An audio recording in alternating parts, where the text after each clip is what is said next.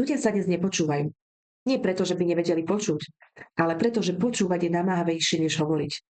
A najmä menej zábavné. Počúvať znamená mlčať a mlčať znamená riskovať, že si niekto všimne, že práve nemáme čo povedať. A to je v spoločnosti, kde každý musí mať názor na všetko, takmer spoločenská samovražda. Keď jeden človek začne rozprávať, druhý síce prikyvuje. Občas zamrmle. Jasné, presne. No v skutočnosti už po tretej vete nie je prítomný. Jeho myseľ je inde, premýšľa, čo odpovie, ako nadviaže na seba, alebo si v duchu pripravuje príbeh, ktorý je oveľa zaujímavejší než ten, ktorý práve počúva. Počúvanie sa tak mení na akési čakanie v rade. Dobre, dobre, povedz to rýchlo, aby som mohol prísť na rad ja. Veľkú rolu v tom hraje rýchlosť dnešného sveta. Zvykli sme si na krátke videá, rýchle správy, skratky, titulky a vety bez kontextu.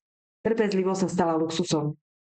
Keď niekto rozpráva pomaly, premýšľa nahlas alebo sa snaží nájsť správne slova, automaticky ho vnímame ako prekážku. Ako niečo, čo nás zdržuje od vlastného toku myšlienok. A tak ho v hlave preskočíme, aj keď fyzicky stále stojí pred nami. Ďalším dôvodom je strach. Počúvať niekoho znamená riskovať. Riskovať, že budeme musieť prijať cudzú realitu, ktorá nemusí byť príjemná, pohodlná, ani v súlade s našim názorom. Je jednoduchšie hovoriť o sebe, než čeliť tomu, že niekto iný prežíva niečo, čomu nerozumieme, alebo čo nás vyrušuje. Preto veľa ľudí počúva len dovtedy, kým nenájdu príležitosť povedať. To poznám, ja som mal podobné. Jednoducho povedané, moderný rozhovor vyzerá asi takto. Jeden rozpráva, druhý čaká.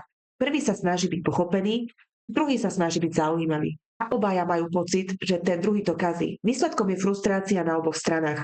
Jeden má pocit, že ho nikto nepočúva, druhý má stres, že sa ešte nedostal k slovu. Ľudia sa taktiež nepočúvajú, pretože počúvanie si vyžaduje empatiu. A empatia nie je automatická schopnosť, ale zručnosť, ktorú si treba vypestovať. Znamená to na chvíľu odložiť vlastné ego, vlastné skúsenosti a vlastné potreby. Lenže ego je hlučné a nerado mlčí. Neustále nám šepká. Toto je o tebe. Toto povedz. Teraz si dôležitý ty. A my ho poslušne nasledujeme. Ironické je, že každý chce byť vypočutý, ale málo kto chce počúvať. Každý sa sťažuje, že ho ľudia ignorujú, no málo kto si položí otázku, či náhodou nerobí to isté. Často ide o únavu.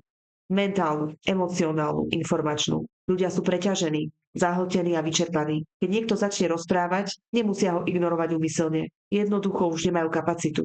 No namiesto toho, aby to priznali, radšej predstierajú pozornosť a čakajú na moment, keď môžu opäť hovoriť o sebe. Aspoň tam sa cítia doma. A tak sa kruh uzatvára. Hovoríme viac, počúvame menej. Cítime sa nepochopení a osamelí a riešime to tým, že hovoríme ešte viac. Možno by stačilo menej rozprávať a viac mlčať, ale to by sme sa museli zmieriť s tým, že svet sa netočí len okolo nás. A to je myšlienka, ktorú sa mnohým počúva naozaj veľmi ťažko.